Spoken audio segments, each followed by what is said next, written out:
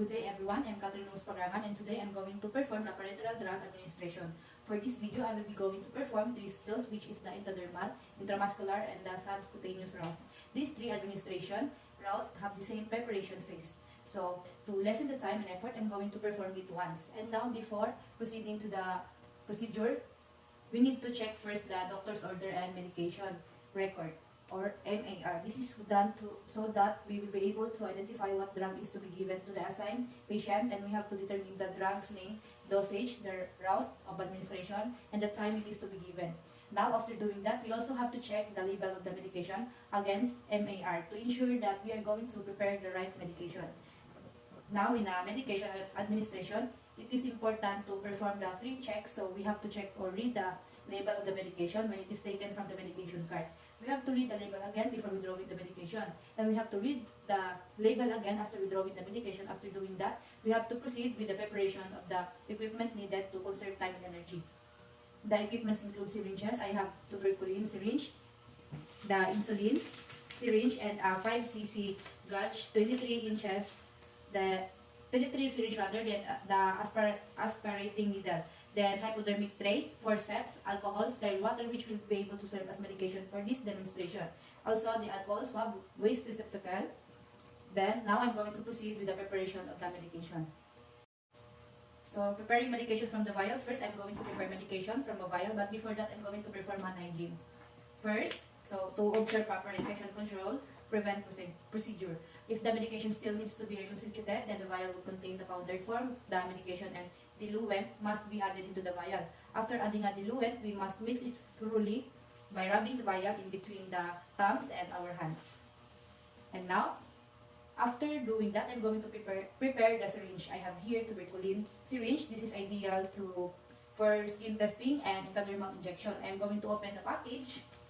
So it is important to remember that we can only touch the barrel and the plumber in the syringe to avoid contaminating the needle. Now, since this comes with the needle already, I am going to loosen it up first. So, I can connect the syringe to aspirating needle. I am now going to open the aspirating needle and then connect to the barrel into the aspirating needle. Ensure that the connection is not loose, and I'm going to assign this first. So, next, I'm going to remove the cover of the vial.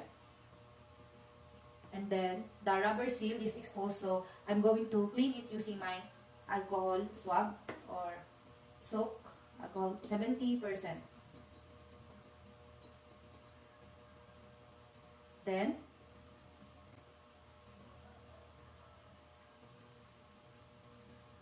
after that, discard to the waste receptacles. And after doing that, I'm going to get my syringe and uncup it. Then, next, I withdraw air into the syringe. The amount of air should be equal to the amount of medication that we administer. Then I'm going to push the air into the vial. So, pushing air into the vial will prevent a vacuum forming, and if you put too little air, then you will find it hard to draw out medication. And if you put too much air, then the medication might be forced out of the syringe. Now, we have to insert and draw the exact amount of the medication needed.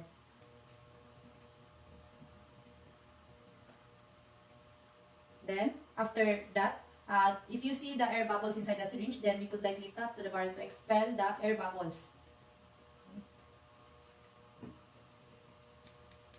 Then, I'm going to remove the aspirating needle, then draw it.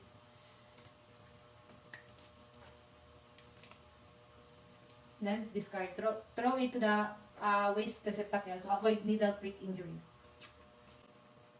Then, next, I'm going to connect the bar to the appropriate size of needle. Next, place the syringe with medication to the hypodermic tray and write the medication ticket so that we won't forget the medication dosage and who it is assigned to.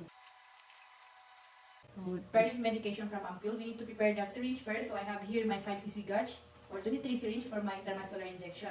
Now I'm going to open the packet, and since my syringe comes with a needle already, I'm going to loosen it first so that I can connect to it within aspirating needle.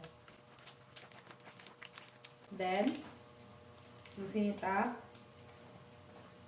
Then, Aspirating needles reduce the risk of having a glasses into the medication. So I'm going to connect my syringe into the aspirating needle. Make sure that the connection is not loose, and after that, we have to set it down first. Next, with this ampule, we have to flick the upper stem of this ampule a couple of times first. Then, after that, we have to get a gauze or the cotton ball. Hold the cotton ball in between the fingers and neck of the ampule, and then break the ampule away from you and away from other people for precaution.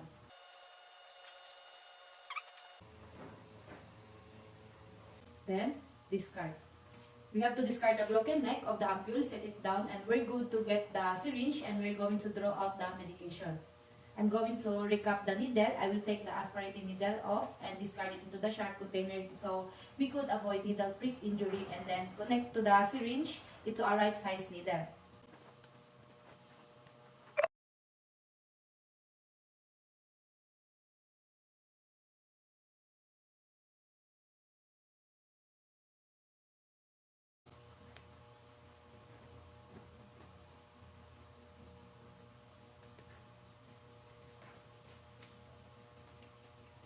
And discard.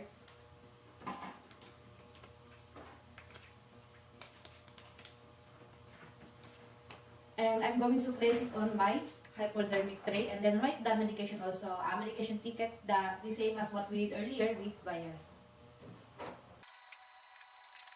So for the subcutaneous medication, I will repeat the 1 to 4 steps.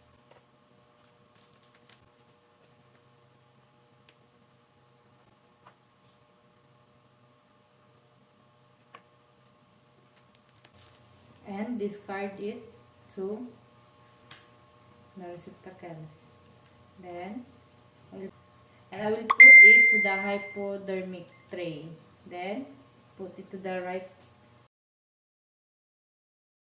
For the intradermal, I'm going to perform the intradermal medication administration. After preparing the medication, I'm going to head over to my patient's room and introduce myself to my patient, verify the patient's identity, and explain the procedure to that patient. Okay. Good morning, ma'am. I am Catherine Rospagrangan, your student nurse from Davao Doctors College. And how are you doing today, ma'am? Okay, may I see your wristband? Kindly state your name and birthday, please. Today we'll be doing a penicillin skin test. What I'm going to do is to inject a small amount of penicillin in your forearm to check if you are allergic to the medication or not. Would that be fine, ma'am? Okay. So before we begin, I'm going to close the door and windows so that we will not be disturbed while we are doing the procedure.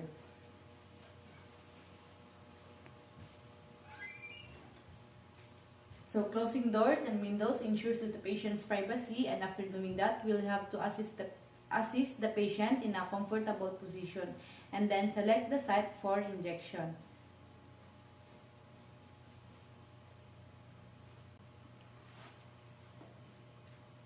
Okay, ma'am. Then now we have to select the site of injection. It needs to be 3 to 4 fingers width below the antecubital space and 1 hand above the wrist. We should avoid using sites that are inflamed, tender, swelling, and have to lesions. We also have to apply clean gloves. After applying gloves, we'll have to clean the selected site for injection using an alcohol swab, and then start in a circular motion starting from the center going so outwards. After applying clean gloves, assuming that this is a sterile gloves, so we'll have to clean the selected site for injection using an alcohol swab, and then start in a circular motion starting from the center going so outwards. Okay? So this is circular motion. Then discard. And next we have to get our syringe and prepare it for the injection.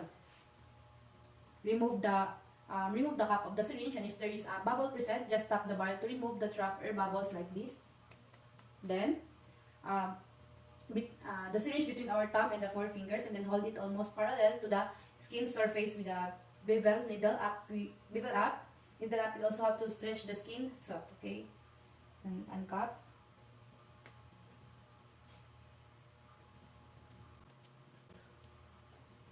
Then Now I'm going to advance the needle into the patient's skin and then push the medication in slowly until a wheel will form.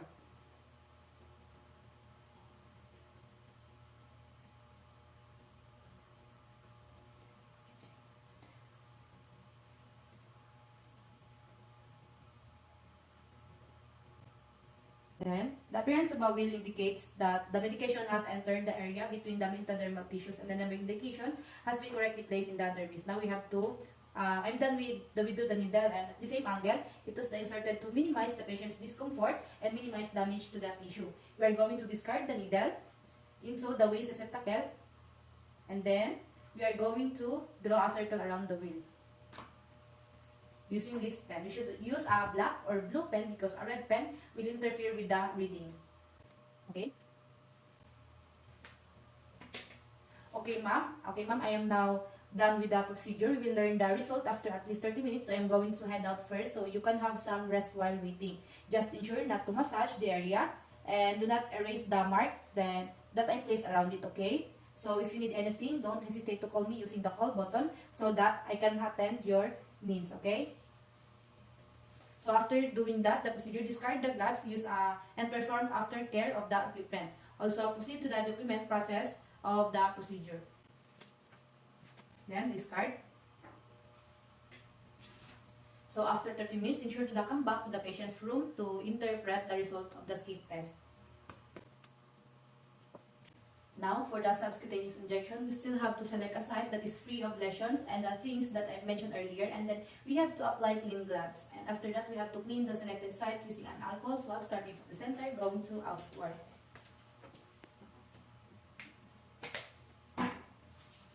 Assuming that this is a sterile gloves, then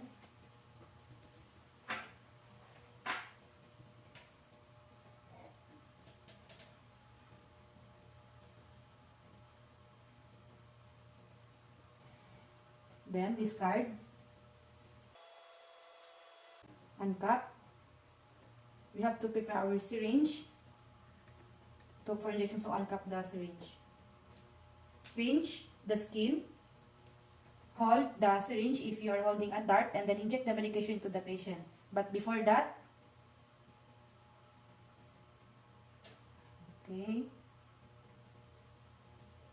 then release at a 45-degree angle. Now I'm going to release the pinch skill and then support the syringe and then push the medication in. And then after doing that, I'm going to remove the needle at the same angle it was inserted. Now, if bleeding occurs, apply pressure to the site with dry sterile gauze until it stops. Then we have to dispose it to the, okay. After doing the procedure, discard to the gloves used. Then, proceed to the documentation of the procedure done. For the intramuscular medication, follow the steps 1 to 4. Okay, now assist the client to a supine, lateral prone, or sitting position, which is I'm doing it right now, depending on the chosen site. So we will use the deltoid muscle and let our patient sit in the a supine position, rather obtain assistance in holding an uncooperative client. Then explain the purpose of the medication and how it will help using the language that the client can understand. Include the relevant information about the effect of the medication. Then select or locate the claims and the site. It must be free of skin lesions, tenderness, swelling, hardness, or localized inflammation, and one that has not been used frequently. If injections are to be frequent, alternate sites. Avoid using the same site twice in a row. Now, locate the exact site for the injection and apply clean gloves. Okay. So, assuming that this is a sterile gloves, then clean the site with an antiseptic swab using a circular motion. Start at the center and move outward about 5 cm or 2 inches. Transfer and hold the swab between the 3rd and 4th fingers of your non-dominant hand in readiness for needle withdrawal, or position the swab on the client's skin above the intended site. So prepare the syringe for injection. Remove the needle cover and discard without contaminating the needle. If using a pre-filled unit dose medication, take caution to avoid dripping medication on the needle prior to injection. If this does occur, wipe the medication off the needle with a sterile gauze. Okay, inject the medication using the Z-track technique.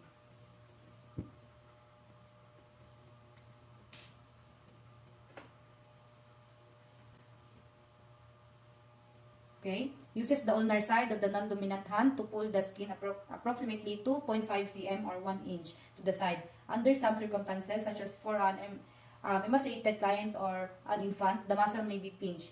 Then, next, holding the syringe between the thumb and the forefinger as if holding a pen, and pierce in the skin quickly and smoothly at a 90-degree angle. Then hold the barrel of the syringe and steady with your non-dominant hand and aspirate by pulling the back on the plunger with your dominant hand. Aspirate for 5 to 10 seconds. If blood appears in the syringe, withdraw the needle and then discard the syringe and prepare a new injection. If blood does not appear, inject the medication, then slowly, approximately 10 seconds while holding the syringe. Steady if using the ventricular site after injection with 10 seconds if using the ventrogluteal site. Withdraw the needle smoothly at the same angle of insertion. Apply gentle pressure to the site with a dry sponge. It is not necessary to massage the area of the site of the injection. If bleeding occurs, apply pressure with a dry sterile gauze until it stops. Activate the needle safety device or discard the uncapped needle and attach the syringe to the proper receptacle, which I'm doing earlier. Then remove the discard and gloves. Okay, ma'am. Please hold this for 10 seconds. Okay. Thank you. So remove and discard the gloves. Then perform hand hygiene. Okay. After doing that, document patient or relevant information. The time of administration, drug, the name, route, dose, and the client's reactions. Then assess the effectiveness of medication at the time it is expected to act.